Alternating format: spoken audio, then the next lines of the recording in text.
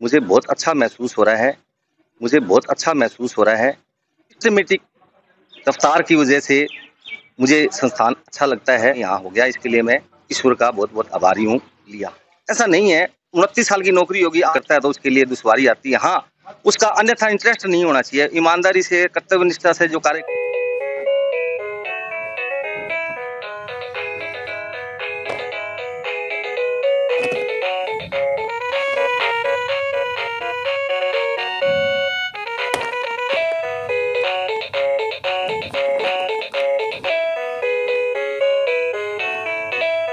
हाँ, जिला शिक्षा एवं प्रशिक्षण संस्थान डाइट हनुमानगढ़ में निदेशक महोदय के आदेश जारी किए गए, जिसमें 24 जनवरी 2025 को मुझे यथावत पूर्व स्थान जिला शिक्षा अधिकारी माध्यमिक मुख्यालय हनुमानगढ़ में कार्यक्रम करवाया गया था।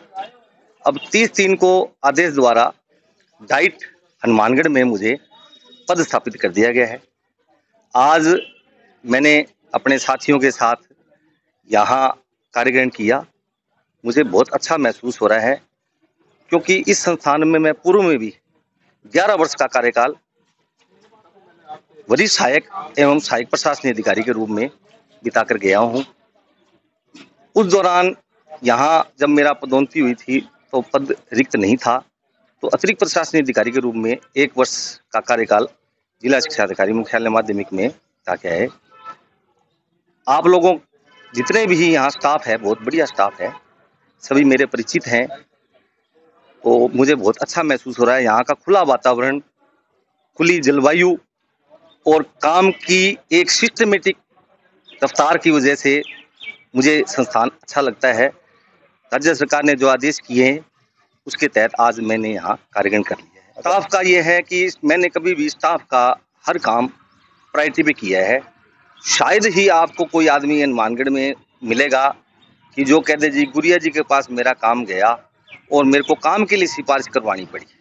मेरे ईश्वर का ये आशीर्वाद रहा है बालाजी का कि ये कभी भी ओळमा मुझे कहीं से भी नहीं मिला कि फाइल यदि कोई काम नहीं होने वाला तो मैंने उनको कह दिया कि भाई ये काम मेरे बस का नहीं है, आप अधिकारी से बात कर लो, और यदि होने वाला काम है तो मैंने उसी दिन कर दिया वो काम, कभी रोका नहीं है। इस वजह से स्टाफ मेरे से अपेक्षा रखता था कि मैं डाइट हनुमानगढ़ में आऊँ। इसके अलावा जो विकल्प दिए हुए थे मेरे, लेकिन मेरा डाइट हनुमानगढ़ लोकल में यहाँ हो गया, इसके लिए मैं ईश्वर का बहुत-बहुत आभारी हूँ। नहीं, ऐसा नहीं है, नियम सरकार ने बनाए हैं, वो सभी की सुरक्षा के लिए और फायदे के लिए बनाए हैं। यदि कोई गलत आदमी गलत काम करवाने के लिए उस नियम की व्याख्या ही अलग गलत तरीके से कर ले, तो उसका इलाज सरकार ने नहीं किया हुआ, उस व्यक्ति ने अपने दिमाग में ये कर लिया कि यार ये आदमी मेरा काम नहीं कर रहा, ये गलत आदमी है। मेरे साथ कभी भी ये स्थिति नहीं आई कि किसी ने कहा हो, आप भी कभी पता कर लेना किसी से भी, कि किसी ने कहा हो कि यार इस आदमी ने मेरा काम रोक लिया।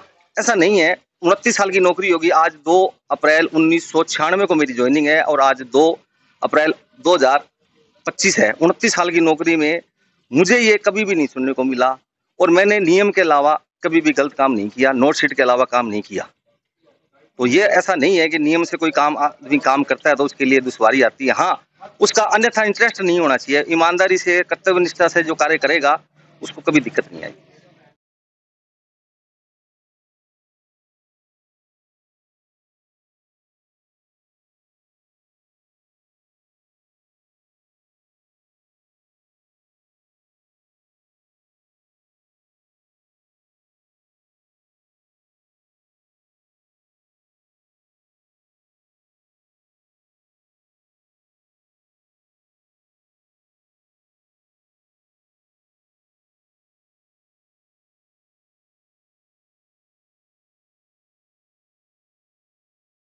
डाइट का शिक्षा के क्षेत्र में विभिन्न प्रकार के नवाचार करना, 5वीं 8वीं बोर्ड के एग्जाम करवाना, बीएससीसी संचालित हो रही है इसमें कक्षाएं, और शाला सम्मेलन के लिए पूरे जिले के विद्यालय के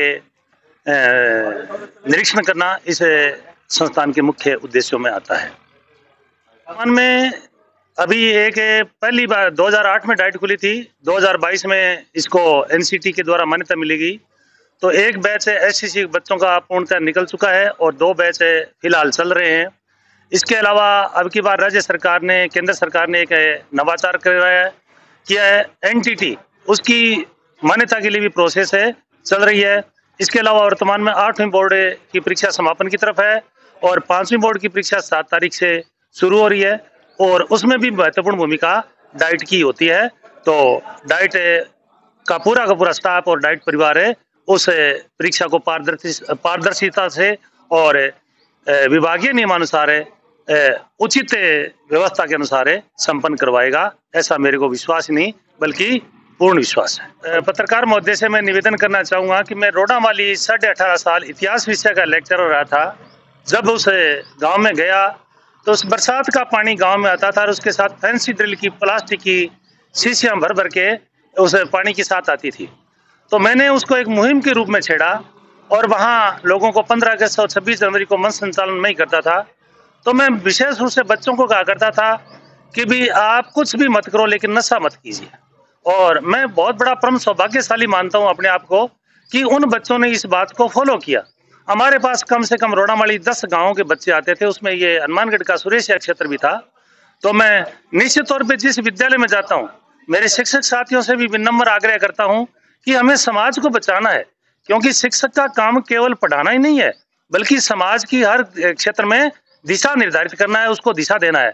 तो मैं हमेशा शिक्षक साथियों से आग्रह करता हूं कि हमें आने वाली पीढ़ियों को बचाना है, क्योंकि हमारा पड़ोसी राज्य पंजाब नशे से रसातल में जा चुका है और उसमें भी हमारे हनुमानगढ़ और गंगानगर जिलों को विशेष रूप से बचाना है।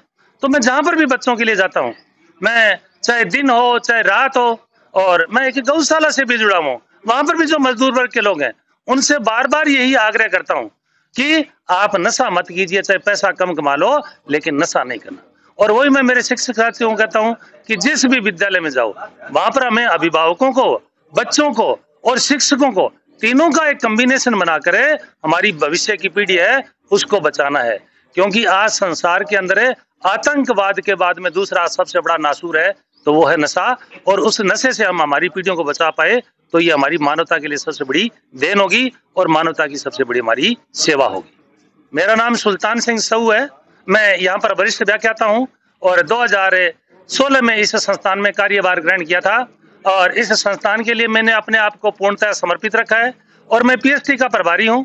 और पीछे जो छात्रावास है उस छात्रावास में भी राजस्थान के विभिन्न जिलों के जो गरीब बच्चे हैं, निहायत गरीब के जिनके पास है एक वक्त की रोटी भी नहीं होती है, उन बच्चों का भी मैं एक संरक्षक के रूप में कार्य कर रहा हूँ।